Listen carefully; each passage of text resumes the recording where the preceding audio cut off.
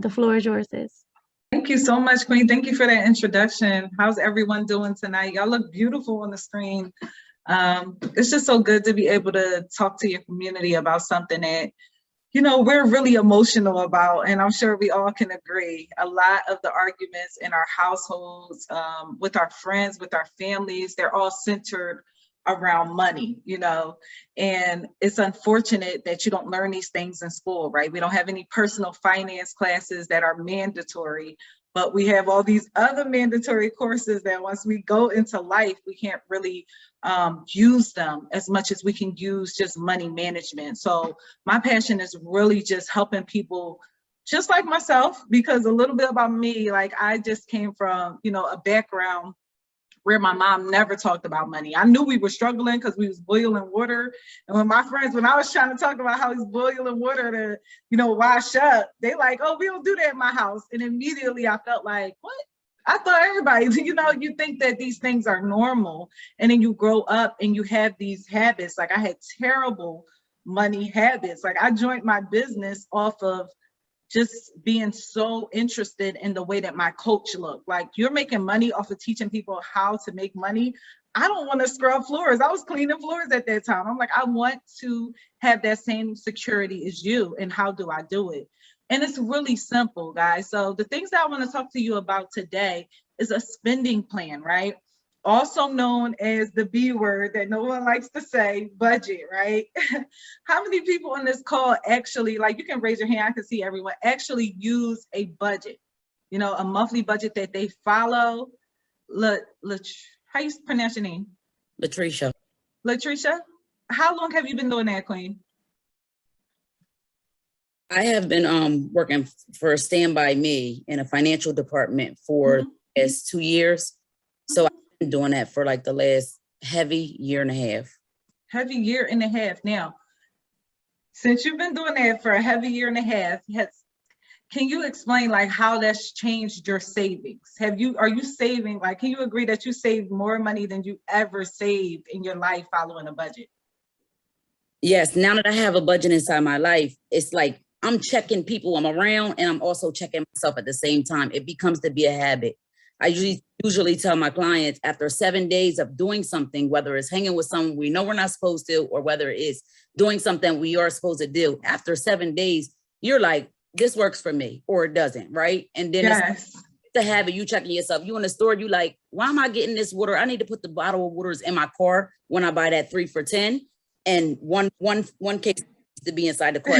I shouldn't be walking in this store and paying $150 for a bottle of water at no more, because I can put the bottles inside the car at that point. So every little thing begins to be, you know, what they say is when you're inside the box, you can't see, but when you're outside, you now can see. I now can yes. see I'm wasting that money at every. Exactly. And it's so, thank you so much, Queen. It's so powerful, right?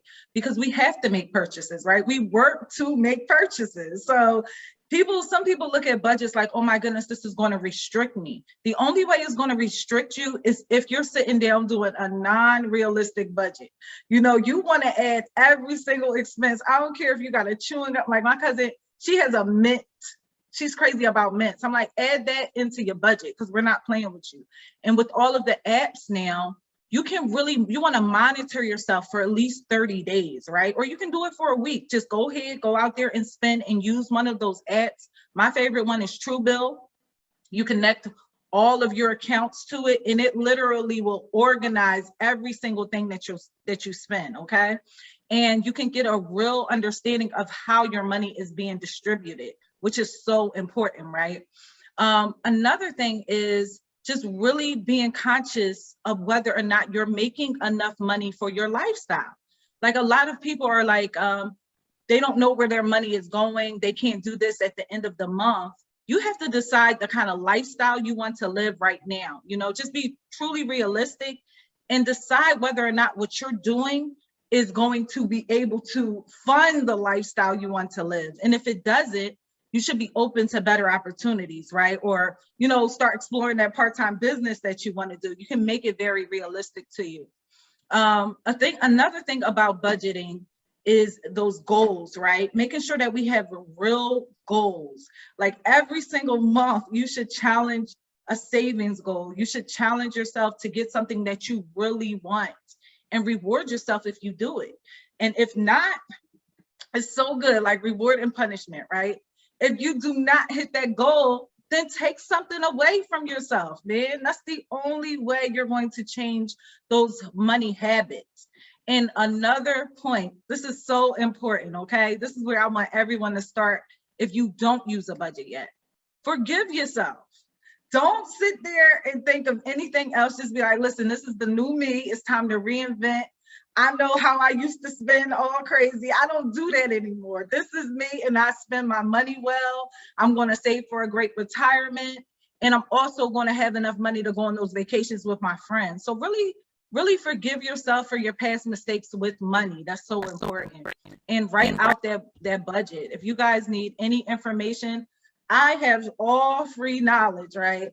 I send you so many different resources so that you can get on track with as far as your budget is concerned.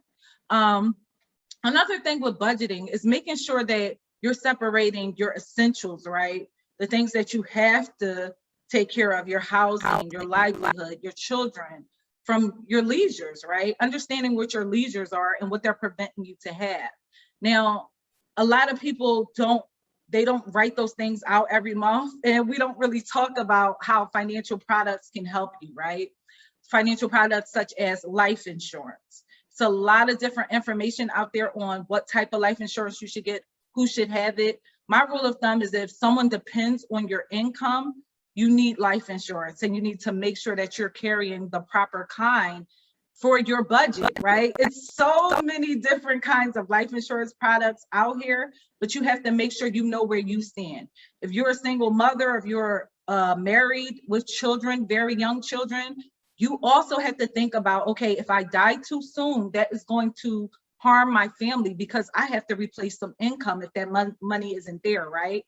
But if I live too long and all I have is a life insurance product, how am I going to retire? How am I going to buy groceries and live off of these things?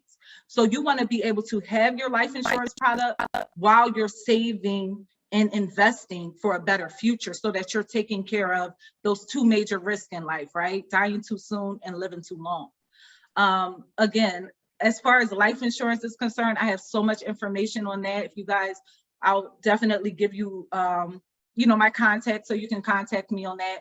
I am one person that is really big on making sure that people understand really what they need so that they can decide, because everyone's situation is different. There is no cookie cutter fit for your financial needs, okay? But you always want to follow the rules, like the laws. I just want to leave you guys with the actual laws of money, right? So the first things first, which most people don't do, right? How many people on here pay themselves first? When that check comes in, how many people is putting away at least 10% to yourself?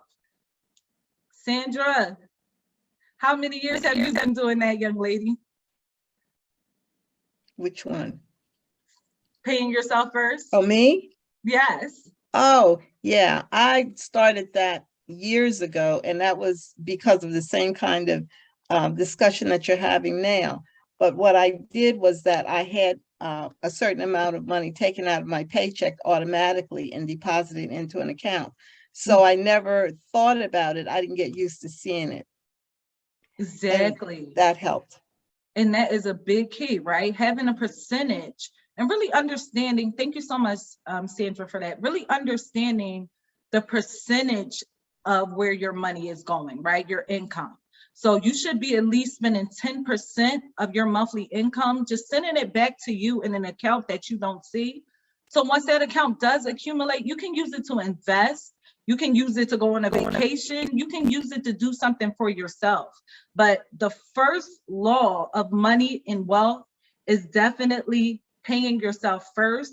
The second one is you putting your savings to work. That's what we were talking about, right? Invest it so that it will multiply. Unfortunately, when I was growing up, the only thing I knew about money was just saving it so nobody will take it, right? Not so I can gain interest off of it. I didn't understand the conversation of your money growing and working for you, right? And that is a major component, especially in our community, right? Most people just think that, hey, I just put all my money in a low interest yielding savings account, where if I have $200 in there, right, it's going to take 74 years for my money to double one time, okay? Who has that kind of time? The bank doesn't have that kind of time, because what are they doing? They're making their money off of interest, right? Giving out credit cards, and those interest rates are what? They're teenagers and grown adults, right? 30%, 20%. So they're making all of this money off of your money, but that's the same way that we can, we can use our own money, using those 401k plans, our IRAs, different retirement accounts, mutual funds. Those are all great for that. Now, the third law of wealth, right? Okay, so avoid debt. This is major, right? Because in our society, we're taught to keep debt. Like, you should always keep your credit card for emergencies, right? No, you should have an emergency account. You should have a short-term goal account, and you should have a retirement fund. These are all three different savings and investment vehicles that are essential. So if you have $100 just to save each month, you should be spreading that $100 through all three of those accounts, right? Because you need all three of them to build at the same time. Now, as far as debt is concerned, you should be eliminating it. I use an amazing system called debt stacking. I've been able to get my girlfriends out of debt. Listen, like 5 years, in 5 years, opposed to 30 years. Like, it's amazing what you can do if you know certain tactics and in your financial literacy. And debt stacking is something that's so important, because honestly, the poor pay interest, right? While the rich collect interest. So just that mindset alone is wealth building. Now, the fourth law of wealth is don't speculate in rich, quick money schemes. Invest in a solid business that is long-term. We see all of these great, somebody's told me about this. How many people did, what is the susus? The susus was going around. That's when it was time to, put some money in, and it seems like it's a good idea. You hear it, but it's going to dwindle away. So you look at the products that you use every day when you're thinking about investing in stocks. Think about the things that you actually use and go and do research on that company and go buy stock in them. You'll probably end up, the product probably costs more than the actual stock when you figure that out. And mutual funds are amazing. I can't even speak on their reputation alone. For over 40 years, they've been getting a return of 12%. You cannot beat that, right? The fifth law of wealth is invest in yourself. Gain knowledge and skills to increase your earning power. Now, whatever it is you want to do, we all know there is immense amount of earning power in whatever we do. It does not matter. You have so much power in whatever you want to do. If you want to sell cotton balls, you can make millions and billions of dollars off of doing that if you're passionate and you actually have that proficiency in that field. So definitely take that money and invest it into more skills. And the sixth law and the last law of wealth is safeguard your growing fortune with diversification and insurance. Has anyone ever heard of not putting your eggs in one basket? Right? It's not. Now, my mom told me that about men. It didn't serve me well. I'm still single. But as far as investing and saving your money, it is a major key. You want to diversify your investments. You want to have, different accounts all over, the correct accounts, right? One savings account here, a mutual fund here, a retirement fund there, some business that you're working on that you're really excited about. And you just want to definitely just make sure that you're accounting for your money on a daily basis. But that's the end of my talk. Thank you guys so much for allowing me to give you that information today. Well, thank you, Ms. Wasiyma. I have a question. Maybe you can answer, maybe not. I don't know. Okay. So back to insurance a little bit. In our community, every time somebody passes, it's always a situation about money. It's always, they can't pay for the funeral. They can't pay for, like they need a casket, or it's just always something, somebody got to raise some money for something for the funeral. How do you think we can get people to start investing in insurance? Like, what can we say to them? Or, you know what I mean? How can we stress the importance to the community about having life insurance? I mean, that's an excellent question. And the way you do it is, like you said, we have to find a way to really get comfortable about having conversations about money itself, because it's so much guilt, especially in our community. Like when you have poverty and you have all of these different history, where it was one time and not too long ago where we couldn't even purchase life insurance products. And then they were selling these products that they weren't even paying out. So a lot of the things that we think are taboo in our community are not even taboo. It's just the hurt from the history. So you have to really just I get families together. I sit down, meet with one client. I'm like, here, throw your family a financial fun party. Like, we're getting ready to have a fun party this week, because everyone needs to come around, and you have to get tough. You have to literally go around and ask your immediate family members and friends, because that's our community first, right? Our friends and our family. Do you have life insurance? Because I love your child like mine. If something happens to you, I'm going to have to find some money. What people don't understand is, to bury someone, it's a minimum of $15,000, bare minimum. So, and that's not even talking about the disparity that's left with not having the income protection side, right? Because life insurance is not just for burial. I pass away right now. My son is 12. He still needs my income, which I did not accumulate in the bank yet. So I need at least $400,000 so that his lifestyle isn't changed just because I passed away, right? Without life insurance. So I think it's truly about us understanding for ourselves first and foremost, and then saying, hey, look, I need you to go sit down with Wasiyma, right? Is your name, how do you pronounce your name? I'm sorry. You said you work for a financial firm? Me? Yes. Latricia. Latricia. Okay, and Latricia, do you sell life insurance products as well? No, so I'm a financial coach through the state of Delaware, but I do think, to answer your question, I think it needs to be in as young as our programs for teens. At this point, if our teens are in the street, they need to hear about what it looks like when you're gone. Your parents still have things they need to do, right? I think that to be honest, if I see my peers, kids in the street, they need to have life insurance. They need to be about what life insurance is. But the sad part about that is, this is what people don't know. You in the street, it's too late. You should have life insurance on your children when they're kids. By the time they're in the street, if they get any kind of record, they're not eligible for that life product. So if we get the child when they're in the streets doing crimes already, a felony, certain crimes, drug possessions, makes you ineligible to get a life insurance product. So these are products. They're not just like you can go and buy them. Just go buy them because everybody's in the streets now. It don't work like that.